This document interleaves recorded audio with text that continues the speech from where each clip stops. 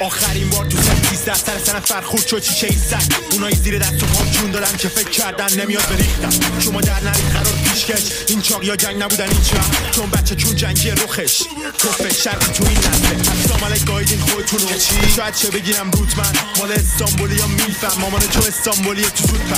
اینا تهران بیا مقصدی و چونشون میکنیم پود زد. بیا با داماش دوش من مستوی میخوری با شنگ پرمن رود زد. کل لایف معرفی کرد چون گفتم در جیر فارس بسته است. شما بزنید ولی خب شبا ما فیلمتون میزنید شب دست. یه شب چیر بودیم لب دریا یا پیچید بمون پلا چند زد. رومو رفت و در خود چه شو کلان هم که زور بردنش کت بسته. آخرین بار تو سر 13 سر فرخورد شد چیشه این سگ. اونایی زیر دست و پام جون دارن که فکر کردن نمیاد بریختم. شما در نرید قرار پیشکش، این چاق یا جنگ نبودن هیچ وقت، چون بچه چون جنگی رخش توفه شرقی تو این رفقایمون جاش بعد و میسم آفک تو زمین کامبک. مدلم بلژیکی نیستم هازار جنسا میشینه لیور اف فرانس و کشا رو اکسچنج میکنیم آچار. اگه دیدیه شو دارم میگم دانسو بدون سه میام میمونم تا کنم